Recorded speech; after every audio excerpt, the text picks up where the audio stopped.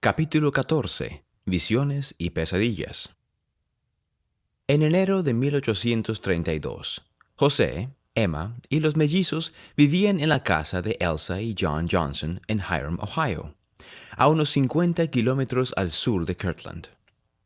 Los Johnson tenían más o menos la misma edad que los padres de José, por lo que la mayoría de sus hijos se habían casado y se habían mudado de su espaciosa casa de campo, dejando mucho espacio como para que José se reuniera con líderes de la iglesia y trabajara en la traducción de la Biblia.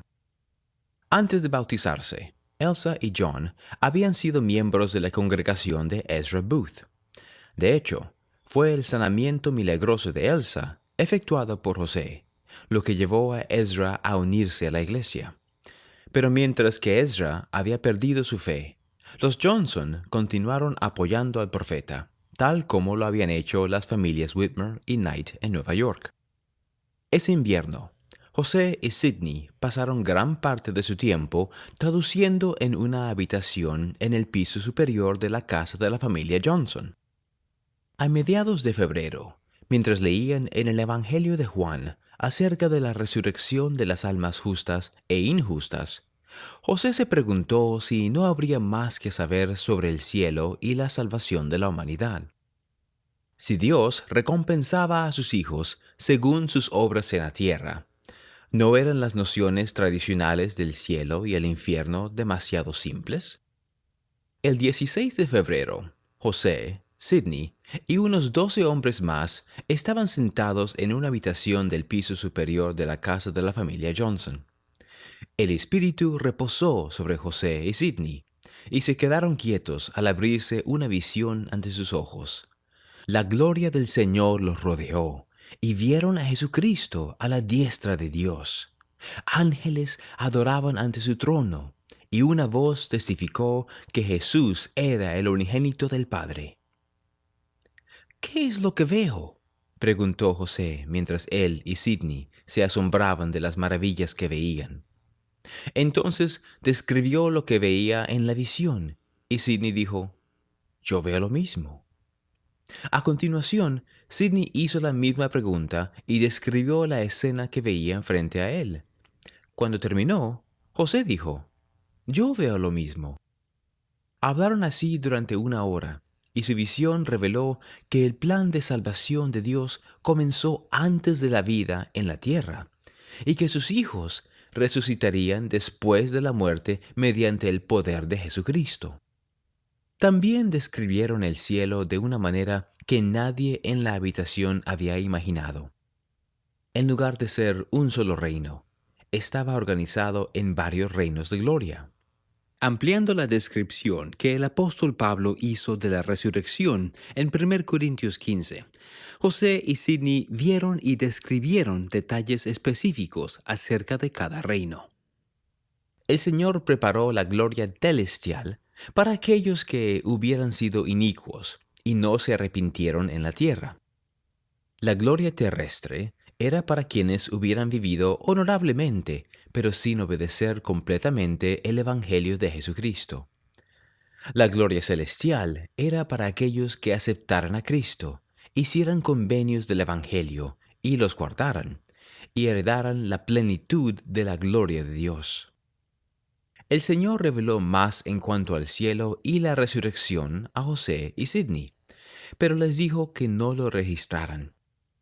Solo se ven y se comprenden por el poder del Santo Espíritu que Dios confiere a los que lo aman y se purifican ante Él, explicó José. Cuando la visión se cerró, Sidney se veía débil y pálido, dominado por lo que había visto. José sonrió y dijo, «Sidney no está acostumbrado a esto como lo estoy yo». Al mismo tiempo que los santos de Kirtland se enteraban de la gran visión del cielo que tuvo José, William Phelps estaba instalando la imprenta de la iglesia en Independence. Había sido editor de periódicos gran parte de su vida adulta, y además de trabajar en el libro de mandamientos, esperaba publicar un periódico mensual para los santos y sus vecinos de Missouri. En un tono firme y seguro, William escribió un anuncio público para el periódico, al que planeaba llamar The Evening and the Morning Star, la estrella vespertina y matutina.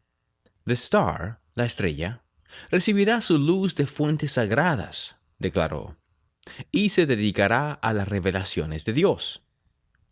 Él creía que los últimos días habían llegado y quería que su periódico les advirtiera a los justos y los inicuos por igual que el Evangelio se había restaurado y que el Salvador pronto regresaría a la tierra. Deseaba imprimir también otros artículos de interés, entre ellos informes de noticias y poesía. Pero a pesar de que era un hombre de fuertes convicciones que rara vez dejaba pasar la oportunidad de decir lo que pensaba, William insistió en que el periódico no se entrometería en política o en disputas locales. Él había sido un editor políticamente activo para los periódicos y algunas veces había salpicado sus artículos y editoriales con opiniones que irritaban a sus oponentes. Permanecer sin involucrarse en discusiones sería un desafío. Aún así, la perspectiva de escribir artículos periodísticos y editoriales lo llenaba de emoción. William era sincero en su plan de centrar el periódico en el Evangelio y entendió que su primera prioridad como impresor de la Iglesia era publicar las revelaciones. De esta imprenta pueden esperarse, tan pronto como la prudencia lo indique, muchos registros sagrados, les prometió a sus lectores. En Ohio, la visión de José y Sidney estaba causando revuelo. Muchos santos aceptaron rápidamente las verdades recién reveladas acerca del cielo, pero a otros les costó conciliar la visión con sus creencias cristianas tradicionales. ¿Salvaba demasiadas almas esta nueva forma de ver el cielo? Algunos santos rechazaron la revelación y abandonaron la iglesia. La visión inquietó aún más a algunos de sus vecinos, quienes ya estaban molestos por las cartas que Ezra Booth había publicado en un periódico local. A medida que las cartas propagaban las críticas de Ezra contra José, otras personas que habían sido miembros de la iglesia se sumaron a ellas, planteando preguntas en la mente de las personas cuyos familiares y amigos adoraban con los santos. Al ponerse el sol, una tarde a fines de marzo de 1832, un grupo de hombres se encontraron en una fábrica de ladrillos a unos 800 metros de la casa de la familia Johnson. En el horno, los hombres prepararon un fuego para calentar brea de pino. Cuando el cielo se oscureció, cubrieron sus rostros de hollín y se escabulleron en la noche. Emma estaba despierta en la cama cuando escuchó un leve golpeteo en la ventana. El ruido fue lo suficientemente fuerte como para llamar su atención, pero no era inusual y ella le restó importancia. Cerca de allí, José yacía en una cama baja con ruedas. Su respiración regular era una señal de que estaba dormido. Los mellizos tenían sarampión, y José se había quedado con el más enfermo de los dos para que Emma pudiera dormir. Después de un rato, ella se despertó, tomó el bebé y le dijo a José que descansara. Él tenía que predicar por la mañana. Emma se estaba quedando dormida cuando la puerta de la habitación se abrió y una docena de hombres irrumpieron en ella. Sujetaron a José por los brazos y las piernas y comenzaron a arrastrarlo fuera de la casa. Emma gritó. José se revolvía con frenesí mientras los miembros lo aferraban más fuertemente. Alguien lo tomó por los cabellos y tiró de él hacia la puerta. Liberando bruscamente una de sus piernas, José pateó a un hombre en la cara. El hombre tropezó hacia atrás y cayó por el peldaño de la puerta, sujetándose la nariz sangrante. Con una risa ronca, se puso en pie y le empujó la cara de José con fuerza, con su mano ensangrentada. «Ajustaré cuentas contigo», gruñó. Los hombres lucharon con José y lo llevaron fuera de la casa, hacia el patio. José se esforzó por librarse de quienes lo sujetaban y trató de liberar sus potentes extremidades, pero alguien lo agarró por el cuello y lo apretó hasta que su cuerpo quedó inerte. José volvió en sí en un prado a cierta distancia de la casa de la familia Johnson. Los hombres todavía lo sujetaban con fuerza, un poco por sobre el suelo, por lo que no podía liberarse. A unos metros de distancia, vio la silueta semidesnuda de Sidney Rigdon tendida en la hierba. Parecía muerto. «Tengan piedad», suplicó José a los hombres. «Perdónenme la vida». «Pídele ayuda a tu Dios», le gritó alguien. José miró a su alrededor y vio que más hombres se unían al populacho. Un hombre salió de un huerto cercano con una tabla de madera, y los hombres estiraron a José sobre ella y lo llevaron más hacia dentro del prado. Después de que se hubieron alejado un poco de la casa, le arrancaron la ropa y lo sujetaron al tiempo que un hombre se acercó con un cuchillo afilado, listo para mutilarlo. Pero el hombre miró a José y se negó a cortarlo. «¡Maldito seas!», bramó otro hombre. Se lanzó sobre José y rasgó la piel del profeta con sus afiladas uñas, dejándole en carne viva y lacerado. «Esa es la forma en la que el Espíritu Santo desciende sobre la gente», dijo. José podía oír a otros hombres a corta distancia discutiendo sobre qué hacer con él y con Sidney.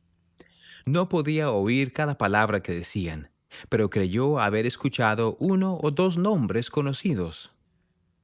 Una vez que las discusiones se detuvieron, alguien dijo: «Llenémosle la boca de brea».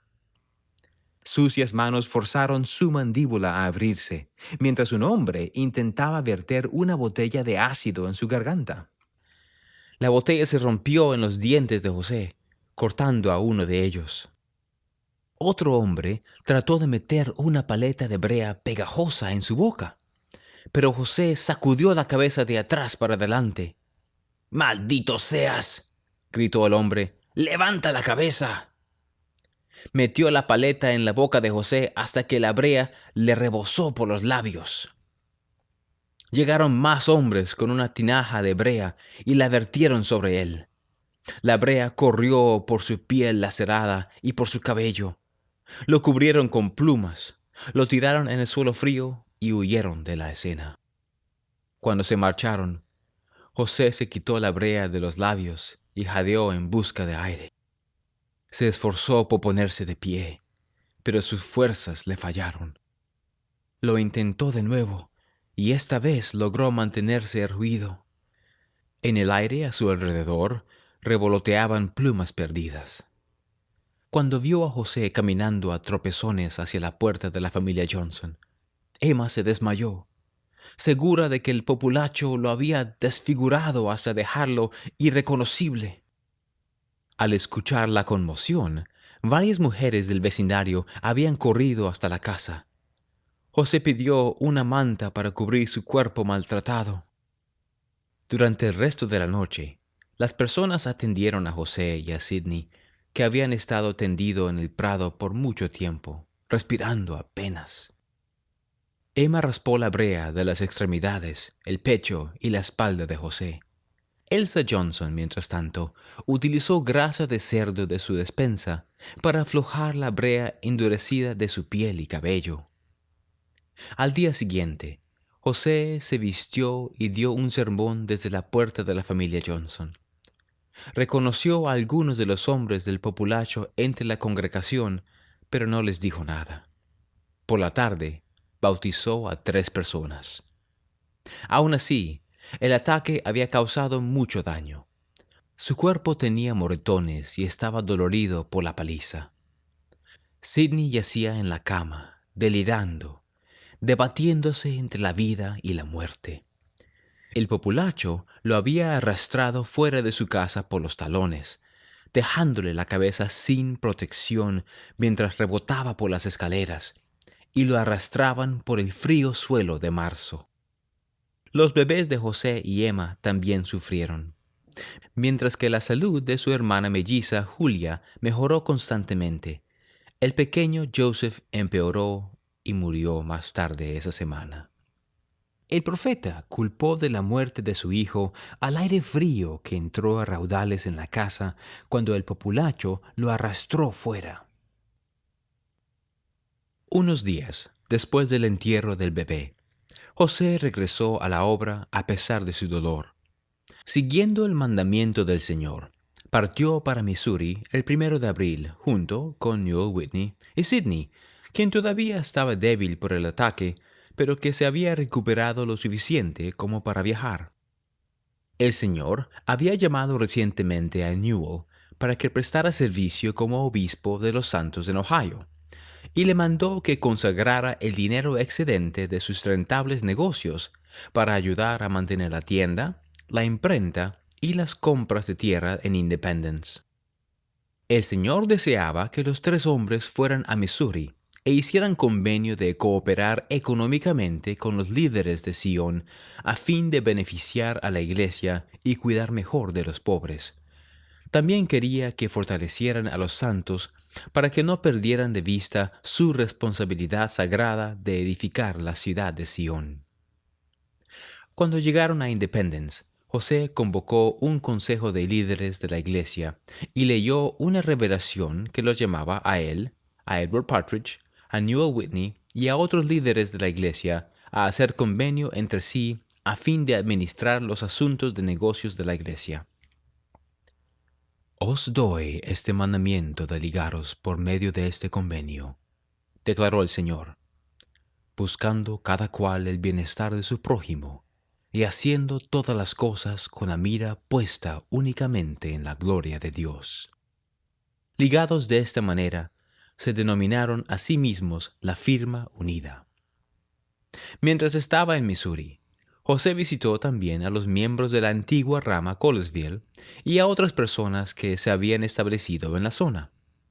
Los líderes de la iglesia parecían estar trabajando bien juntos.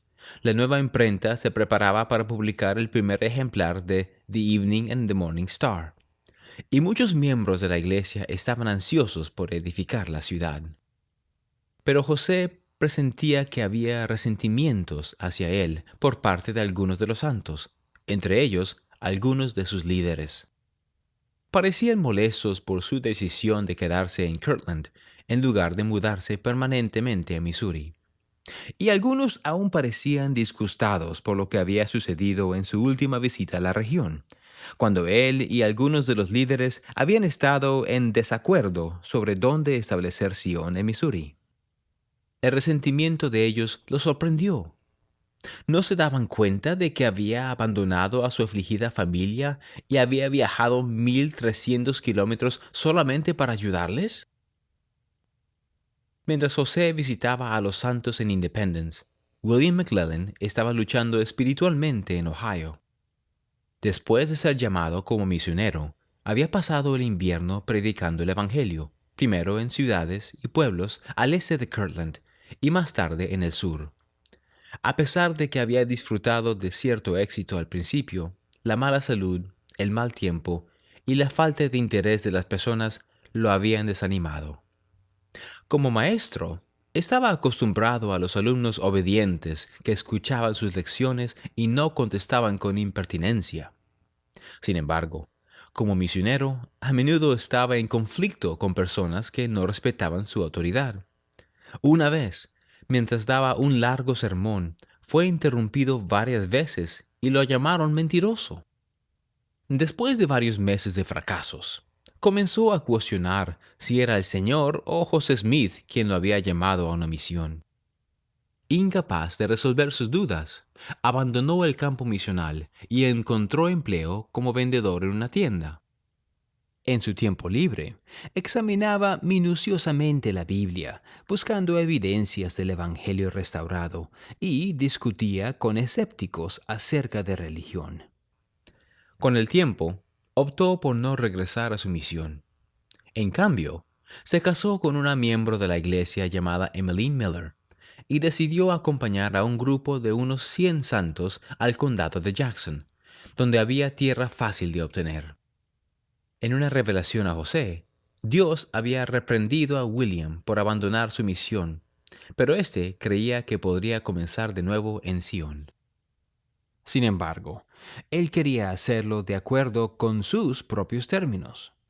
En el verano de 1832, él y su compañía se mudaron a Missouri sin una recomendación de los líderes de la iglesia, la cual el Señor requería que obtuvieran los santos que emigraban, a fin de que Sion no creciera demasiado rápido y forzaran los recursos al límite. Cuando llegó, tampoco fue al obispo Partridge para consagrar su propiedad o recibir una herencia. En cambio, compró 2 lotes del gobierno en Independence. La llegada de William y los demás abrumó al obispo Partridge y sus consejeros. Muchos de los recién llegados eran pobres y tenían poco para consagrar. El obispo hizo todo lo posible para que se establecieran, pero fue un desafío organizar casas, granjas y empleo para ellos mientras la economía de Sion todavía era precaria. Sin embargo, William creía que su gran compañía cumplía la profecía de Isaías de que muchas personas vendrían a Sion. Encontró trabajo como maestro de escuela y les escribió a sus familiares acerca de su religión. «Creemos que José Smith es un verdadero profeta o vidente del Señor», testificó, «y que tiene poder y recibe revelaciones de Dios, y que esas revelaciones, cuando se reciben, tienen autoridad divina en la Iglesia de Cristo». No obstante, tales ideas estaban empezando a poner nerviosos a sus vecinos de Missouri, especialmente cuando oyeron a algunos miembros de la Iglesia decir que Dios había designado a Independence como el lugar central de su tierra prometida. Con la llegada de la compañía de William, los santos de Sion llegaron a ser alrededor de 500. Los recursos ya escaseaban, lo que hacía aumentar los precios de los productos locales. «Se están aglomerando», dijo una mujer al observar que más santos se instalaban a su alrededor. «Pienso realmente que deberían ser castigados.